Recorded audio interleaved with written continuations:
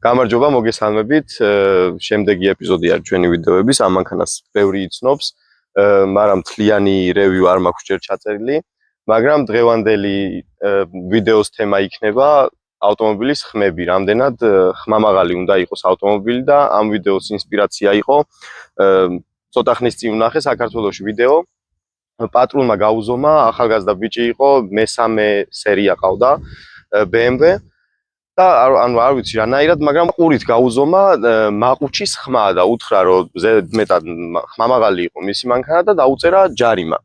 ესეთი რაღაც რო არ დაგემართოთ, ამისათვის ჩავწერ ახლა ამ ვიდეოს და თქვენ შეგიძლიათ მე ამ ყველაფრის გამოყენებით ნახოთ თქვენი მანქანა არის ლეგალური თუ არა ამ ხმით და რამდენად ხმამაღალი შეიძლება იყოს და რამდენად ხმამაღალი უფლება აქვს. ამისათვის დაგვჭირდება პირველ რიგში მანქანის საბუთები. ჩემ შემთხვევაში არის მთლიანი ფაილი, იმიტომ რომ როგორც გერმანიაში ვცხოვრობ და აქ არც ისე მარტივი არის მანქანაზე საბუთები და ტუნინგი და ასე შემდეგ. მანქანის პასპორტი გერმანიაში გამოიყურება აი ესე. აი ეს არის აქაური მანქანის საბუთი. ყველანაირი ტუნინგ დეტალი იწერება აი აქ, რასაც მანქანაში ზოგადად არის ხოლმე მხოლოდ ეს გვერდი, მაგრამ ჩემ შემთხვევაში არის ორი. ანუ აქ არის ყველანაირი ტუნინგ ნაწილი, არსებობენ ადამიანები, ვისაც 7 ესეთი გვერდი აქვთ. გააჩნია რამდენად გატუნინგებული არის მანქანა. აი აქ U1 რომ წერია 87P. ეს ნიშნავს იმას, რომ ჩემ მანქანას აქვს უფლება იყოს 87 დეციბალზე. ეს ყველაფერი როგორ იზომება, ამას გაჩვენებთ მერე უკვე ვიდეოს განმავლობაში. ამისათვის საჭიროა პირველ რიგში უნდა გავათბოთ მანქანის ძრავი. მაგისათვის ახლა გავივლი 2 წუთით, იმიტომ რომ ცივ ძრავს რა თქმა უნდა სრულიად სხვა ხმა აქვს და შემდეგ უკვე გავზომავთ დეციბალს. შესაბამისად დავაყენე მეორე მანქანაც აქვე რომ იმაზეც გავზომოთ, ანუ შევადაროთ რამდენად ხმამაღალია ეს და ის, მაგრამ იმას საერთოდ არ ვიცი რამდენად ხმამაღალი უფლებები აქვს. თავისუფალი ხმის უფლება თუ გააჩნია, მაგას ვნახავ ახლა. ეს არის RAV4-ის საბუთი და როგორც უკვე აღვნიშნე, არის მხოლოდ ერთი ფურცელი, იმიტომ რომ ამ მანქანას არაფერი არ აქვს დატუნინგებული, დისკებიც ორიგინალი აყენია და ამას აქვს 81 დეციბალის უფლება. ანუ 81-მდე არის ჩვეულებრივად ლეგალი. ამის ყურით გაზომვა არის შეუძლებელი, იმიტომ რომ იტყუება ძალიან, ვინც იცით ახლა ნებისმიერი AMG-ის მანქანა არის ძალიან ხმამაღალი. მაგრამ იტყუება, იმიტომ რომ იმათ საბუთებში უწერია, ანუ აი მაგალითად CLS AMG-ს უწერია 82 დეციბალი. ანუ რეალურად რომ დავფიქრდეთ 5 და 5-ია მანქანა, ვერვა, კომპრესორი და ჩემს CRX უფრო ხმამაღალი უფლება აქვს, 87 დეციბალი შეიძლება რომ იყოს, ვიდრე AMG. იმიტომ რომ უბრალოდ დეციბალები იტყუება რა, ყურში როგორ ხდება მაგაზე არ არის ეგ დამოკიდებული, გამშვების ხმა ყოველთვის სხვანაირად ისმის, ვიდრე რეალურად დეციბალებში იზომება. შესაბამისად, ჩემი CRX-ის ხმაც ახლა ძალიან მაღალია, მით უმეტეს დეციბალქილა არ მიყენია, დებექილა არ არის შიგნით, მაგრამ ესე არის გალეგალურებული დებექილას გარეშე, მაგრამ ყველა იტყვის რომ ძალიან ხმამაღალია და მაგის გამო ყოველჯერ შემამოწმა პოლიციამ და გამაჩერა ხმის გამო, მაგრამ ვიხვდნენ რომ მართლა ლეგალური არის და არანაირ პრობლემას არ წარმოადგენს. ეხლა გავივლით და შემდეგ უკვე გავზომავთ ხმას.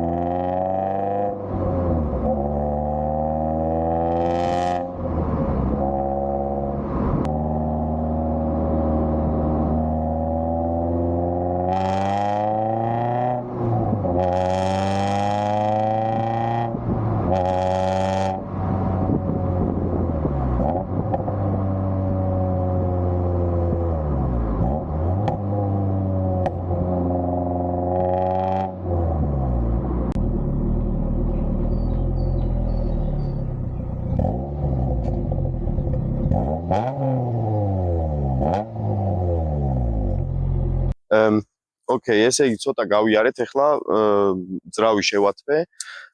ეხლა უცებ აგიხსნით როგორ უნდა იყოს მიკროფონის დგომი, ანუ ესე პირდაპირ მიიტანო გამშვებთან და ესე რომ გავზომოთ ძალიან დიდი ხმა ექნება და მასე აზრი არ აქვს.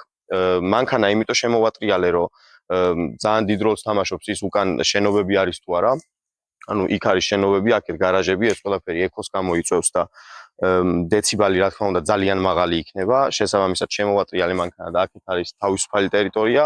აქეთ არის თავისუფალი ტერიტორია, აქედან ეკო არაფერი არ იქნება. შესაბამისად შეგვიძლია დავიწყოთ გაზომვა. ესე იგი მთავარი რა არის? აქ მაქვს ეგრეთ წოდებული მეტრიანი. გამშვებიდან უნდა იყოს 50 სანტიმეტრი დაშორება. აი ესე, დაახლოებით.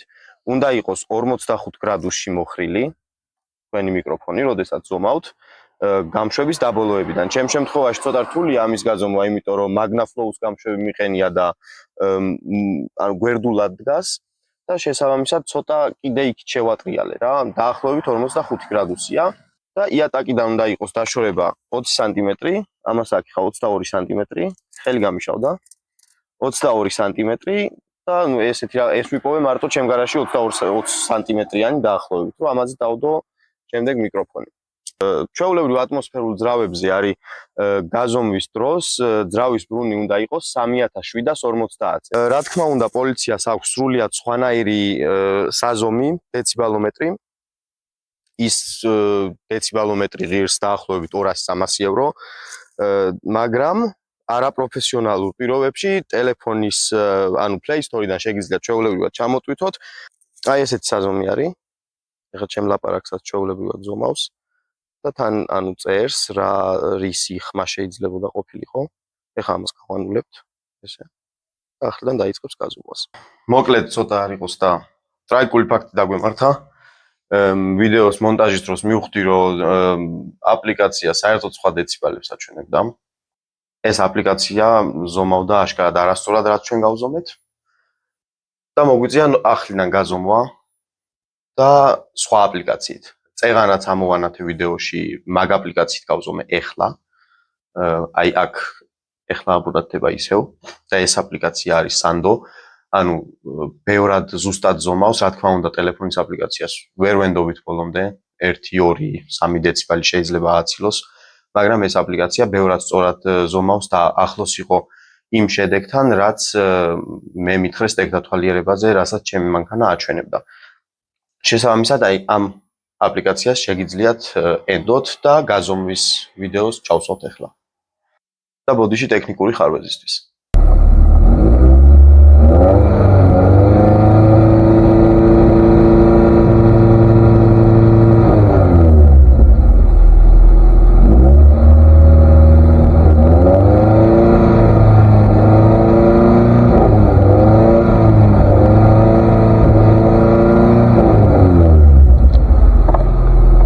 $3750 ზე დაახლოებით 3700 დავატრიალე, კარგად ვერ ვაჩერებდი ფეხს. ეწერა 83, 84 ეგრე სადღაც. ანუ ჩემ მანქანას უწერია 87, ესე იგი მწვანე ზონაში ვარ, ანუ არალეგალური არ არის ეს.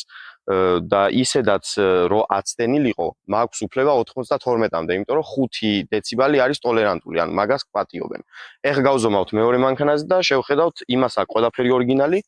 და შევხედავთ რამდენია განსხვავება დეციბალებს შორის.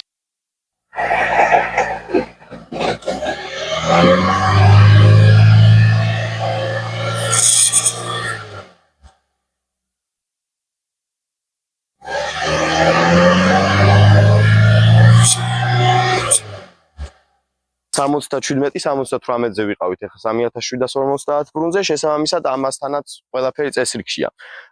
რა თქმა უნდა, ახლა ვინც გვიყურებთ, სხვადასხვა მანქანები გყავთ, ზუსტად არ იცით, იმიტომ რომ საქართველოში კარტა გვაქვს მანქანის საბუთი და არაფერი ზედმეტი მონაცემები არ გვიწერია. გერმანიაში მანქანის საბუთებში გვიწერია ასევე გამონაბოლქვის რაოდენობაც, რამდენი უნდა გქონდეს, შესაბამისად, როდესაც მივდივართ ტექნათვალიერებაზე, არანაირად არ არის რაღაც მოცემული დოზა, რამდენი უნდა გქონდეს გამონაბოლქვი, ანუ ყველა მანქანას აქვს ინდივიდუალური, იმიტომ რომ ბევრჯერ მსმენია, რომ მე ტურბო მყავს მაო და ვერ გავიარე ტექნათვალიერება გამონაბოლქვის გამო და ასე შემდეგ. არა, რა თქმა უნდა, ტურბინის მანქანას მეტი აქვს გამონაბოლქვი, იმიტომ რომ ტურბო მუშაობს და აქ ეგ ყველაფერი არის გათვალისწინებული. შეგიძლიათ დეციბალი თქვენი მანქანის დაგუგლოთ უბრალოდ Google-ში მიუთითეთ თქვენი ძრავი, გამოშვების წელი, მანქანის სერია და დეციბალი რამდენი უნდა გქონდეს ძრავს და ჩვეულებრივად ამოგიგდებთ და ამით, ანუ ესე მარტივად, უფასოდ შეგიძლიათ შეამოწმოთ თქვენი მანქანა არის თუ არა ლეგალური, რომ მერე იგივე არ მოხდეს, რაც ამ ბიჭს დაემართა და არ დაგაჯარიმონ იმის გამო, რომ ყურით გაგიზომათ პოლიციელმა დეციბალები თქვენი გამოშვების სისტემის. ამით დასრულდა ჩვენი ვიდეო, თუ მოგეწონათ ვიდეო დაგვილაიქეთ, თუ რაიმე გაინტერესებთ, დაგვიკომენტარეთ, რომ შემდეგში გადავიღო ამასთან დაკავშირებით ვიდეო. გისურვებთ წარმატებებს და მშვიდობიან მგზავრობას ყველას. აი, გამონაბოლქვი რა უბედურება. რა ქვია ბიჭო, გრუჩდეთ ქართულად რა ქვია? მაყუჩი. სად ვიყავით? არ ჩამოწვდე შენ. ამეთქი. ო. რა. აუბოძს, მეგობაო. რეკლამა. ვერც რა ქვია ქართულად? რაოდენობა. ეს სოსოს ერორები დამემართა, ბლედ. აუ, კიდე მოდის რაღაცა. მაყოფილი ხარ ამ ველოსიპედის? ტექნიკური ხარვეზია უბედურება. ტექნიკა გააჩნია.